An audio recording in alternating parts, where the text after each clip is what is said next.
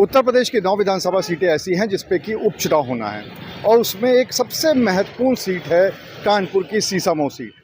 ये क्यों महत्वपूर्ण है, सबसे पहले तो आपको ये बता देते हैं। ये महत्वपूर्ण इसलिए है क्योंकि पिछले 22 सालों से ये सीट या तो कांग्रेस के पास रही है और या फिर समाजवादी पार्टी के पास।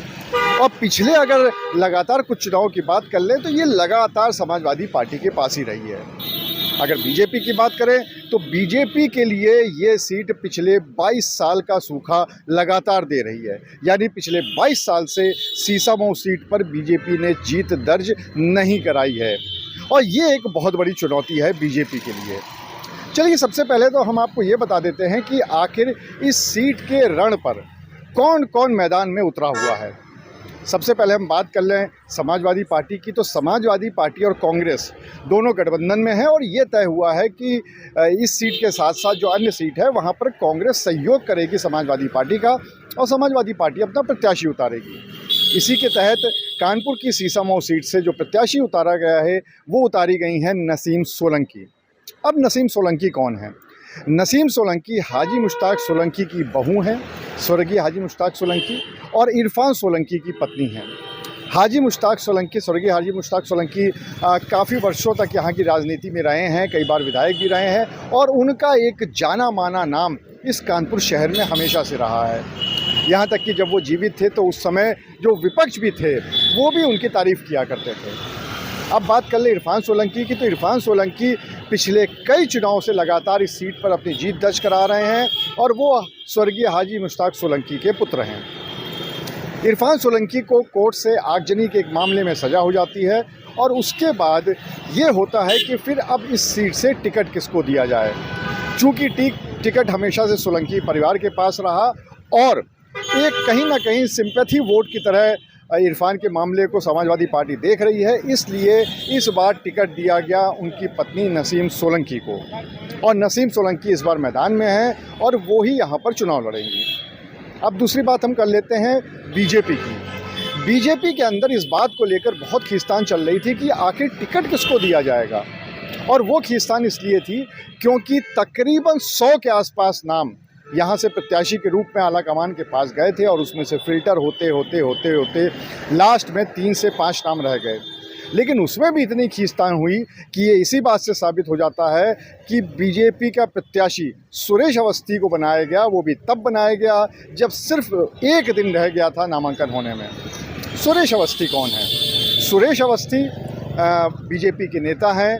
वो यहाँ की आर नगर सीट से चुनाव लड़ चुके हैं और साथ ही साथ सीसामऊ से भी चुनाव लड़ चुके हैं, लेकिन दोनों ही चुनाव में उन्हें हार का सामना करना पड़ा था और इस बार ये माना जा रहा था कि शायद बीजेपी किसी नए चेहरे पर वोट लगा सकती है या जो यहाँ का दलित समीकरण है उसको देखते हुए दलित प्रत्याशी भी उतार सकती है। लेकिन जैसा कि बीजेपी में हमेशा से होता आया है कि जितने भी कयास लगाए जाते हैं वो कयास सही नहीं निकलते और बाद में एक नया नाम निकल के सामने आता है। तो भले सुरेश अवस्थी यहाँ की राजनीति में पुराना नाम हो, लेकिन इस चुनाव की अगर बात करें तो वाकई में नए नाम के तौर पर निकल के आया और सुरेश अवस्थी को बना दिया गया बीजेपी से प्रत्याशी। तीसरी बात हम करें बहुजन समाज पार्टी यानी बसपा की। बसपा ने कभी भी उपचुनाव नहीं लड़ा है, वो हमेशा से उपचुनाव से दूरी बना के रखती हैं, लेकिन जिस तरह से इस बार की लोकसभा में ये देखने को मिला कि कितना बड़ा नुकसान हुआ है बसपा को, तो उसने उपचुनाव लड़ने का फैसला किया और यहाँ से पहले रवि गुप्ता जो कि वैश्य प्रत्याशी थे उनको चुनाव मैदान में उतारा, लेकिन ऐन वक्त जब नामांकन का समय पास में आया तो वीरेंद्र शुक्ला यानी कि एक ब्राह्मण प्रत्याशी पर बहुजन समाज पार्टी बसपा ने अपना दांव खेला है। ये क्यों खेला है ये हम आपको आगे बताएंगे कि यहाँ पे एक समीकरण क्या कहते हैं। इसके बाद एक प्रत्याशी उतारा था चंद्रशेखर की जो भीम आर्मी है उसकी जो पार्टी है आज़ाद समाज पार्टी, उसके प्रत्याशी को, लेकिन चूंकि उनका नामांकन रद्द हो गया इसलिए अब प्रमुख रूप से 3 ही प्रत्याशी मैदान में हैं और कुल प्रत्याशियों की जो संख्या है वो 6 है, लेकिन जो लड़ाई है वो इन्हीं तीनों के बीच में है। अब आ जाते हैं हम कि आखिर समीकरण क्या है इस सीट के। तो देखिए, अगर सीसामऊ के समीकरण की बात करें तो सीसामऊ का समीकरण इस तरह का है कि वहाँ पर सबसे ज़्यादा मुस्लिम वोट हैं, तकरीबन 1,10,000 के आसपास। इसके बाद जो आते हैं वो आते हैं ब्राह्मण और उसके बाद दलित और पिछड़ा वर्ग मिला के। ब्राह्मण और दलित और पिछड़े को अगर एक साथ कर दें तो उनका वोट पूरी तरह से ब्राह्मण के आसपास है। इसके अलावा वैश्य हैं, सिख वोटर हैं, सिंधी वोटर हैं, इस तरह के कुछ वोटर हैं। तो एक बहुत बड़ा वोटर यहाँ पर मुस्लिम है और उसी पर समाजवादी पार्टी दांव हमेशा लगाती आई है। तो ये पूरा समीकरण है अगर हम सीसामऊ सीट की बात करें। अब हम आपको बताते हैं कि कौन सी पार्टी के लिए कौन सी दिक्कतें हैं और कौन सा उनका प्लस पॉइंट है। सबसे पहले हम ले लें समाजवादी पार्टी को। तो समाजवादी पार्टी के साथ जो प्लस पॉइंट है वो ये है कि एक तो इरफान सोलंकी लगातार इस सीट पे विजेता रहे थे और अब उनकी पत्नी को ही टिकट दिया गया है, एक इसको भी देखा जा रहा है। दूसरा, इरफान सोलंकी को जेल हो गई है, उनको टिकट इसी वजह से यहाँ पर चुनाव हो रहे हैं, तो उसको कहीं ना कहीं समाजवादी पार्टी सिंपैथी वोट के तौर पर भी देख रही है। तीसरी, महिला प्रत्याशी हैं, तो ये भी माना जा रहा है कि हो सकता है समाजवादी पार्टी अपनी महिला प्रत्याशी के बल पे जो महिला वोटर्स है उनको रिझाने में कामयाब रहेंगी। चौथा और सबसे प्रमुख कारण, यहाँ पर 1,10,000 मुस्लिम वोट है और अगर पहले बहुत सारे चुनाव की बात करें, वहाँ के डाटा देखें तो पता चलता है कि 90 नहीं, 95 नहीं, बल्कि इससे भी ज़्यादा प्रतिशत का जो मुस्लिम वोट है वो समाजवादी पार्टी के खाते में जाता है। तो ऐसे में एक बड़ी लीड समाजवादी पार्टी को मिल सकती है। ये सबसे ज़्यादा जो स्ट्रॉन्ग पॉइंट है वो हैं। और इन सब के अलावा कुछ ना कुछ हिंदू वोट, चाहे वो कांग्रेस से जुड़े हुए हों, चाहे वो सपा से जुड़े हों या फिर अन्य वर्गों से जुड़े हुए हैं, वो भी थोड़े बहुत मिलते हैं समाजवादी पार्टी को। अब इसके लिए नुकसान क्या है, मतलब उनका वीक पॉइंट क्या है। समाजवादी पार्टी के अंदर भी काफ़ी खींचतान चल रही है। हालांकि उनके जो राष्ट्रीय अध्यक्ष अखिलेश यादव, उन्होंने इस खींचतान को ख़त्म करने की कोशिश की है, लेकिन खींचतान है।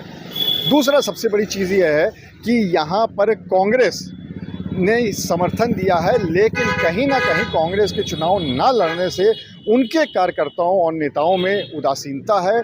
उसको देखते हुए कहीं ऐसा ना हो कि इसका असर चुनाव में देखने को मिले। तीसरी बात यह है कि अगर ब्राह्मण वोट और दलित वोट एक साथ मिल जाएगा तो उनकी संख्या मुस्लिम कुल वोटरों से ज़्यादा हो जाएगी और ऐसे में फिर लड़ाई बहुत मुश्किल हो सकती है समाजवादी पार्टी के लिए। अब हम आ जाते हैं भारतीय जनता पार्टी पर। भारतीय जनता पार्टी की अगर हम बात करें तो उनका सबसे जो वीक पॉइंट है वो ये है कि वो पिछले 22 सालों से चुनाव नहीं जीत पाए हैं। लगातार वह यहाँ पे कोशिश कर रहे हैं। मुस्लिम वोट एक तरफा समाजवादी पार्टी में चला जाता है, ब्राह्मण वोट बढ़ जाता है और दलित वोटरों की बात करें तो दलित वोटरों का जो हाल 2024 के लोकसभा चुनाव में देखने को मिला है, उसको देखते हुए कहीं ना कहीं बीजेपी के लिए चिंता का विषय है। अगर हम प्लस पॉइंट की बात करें तो इस बार बीजेपी ने अपनी पूरी फोर्स झोंक रखी है सीसामऊ चुनाव में। सुरेश खन्ना, नितिन अग्रवाल, ब्रजेश पाठक, इसके अलावा बहुत बड़े बड़े नाम हैं जो लगातार यहाँ पर आ रहे हैं, कैंपिंग कर रहे हैं। और सबसे बड़ी बात यह है कि इस बार बीजेपी ने कहीं ना कहीं एक हिंदुत्व के एजेंडे को आगे बढ़ा के काम किया है और उसका जो मेन फोकस है वो ब्राह्मण वोटर हैं, इसीलिए ब्राह्मण प्रत्याशी उतारा गया। और दूसरा फोकस ये है कि वो दलित और पिछड़े वोटरों को ये समझाने की कोशिश करें कि जो विपक्ष उनको बरगलाने की कोशिश कर रहा है वो हकीकत नहीं है और वो हो दलित वोटर फिर से बीजेपी के पास वापस आ जाए। तो ये अगर ऐसा होता है तो ये बीजेपी के लिए स्ट्रॉन्ग पॉइंट हो सकता है। अगर हम बसपा की बात करें तो बसपा के साथ तो सबसे बड़ी दिक्कत यह है कि उसने वो चुनाव लड़ा नहीं। उसका जो कोर वोट बैंक है दलित और पिछड़ा, जो कि यहाँ पर तकरीबन 70 से 80 हज़ार के आसपास है, उसने कभी किसी चुनाव में बसपा को वोट नहीं दिया।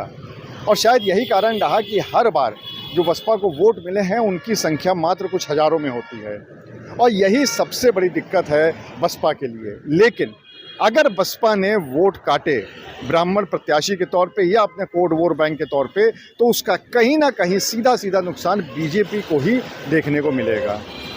तो अब देखने वाली बात ये होगी कि क्या वाकई में बसपा के जो प्रत्याशी हैं वो यहाँ पर कुछ कमाल दिखा पाते हैं। तो ये है पूरा सीसामऊ का समीकरण, ये हैं सारे प्रत्याशी, यही है जो हम लोग कहते हैं पॉन्स एंड कॉन्स हर प्रत्याशी के, हर पार्टियों के। और अब देखने वाली बात ये होगी कि जब वोटिंग होती है तो जनता किसके फेवर में वोट करती है, उसके बाद परिणाम वाले दिन कौन अपनी जीत दर्ज कराता है। अनुराग अग्रवाल, TV9 कानपुर।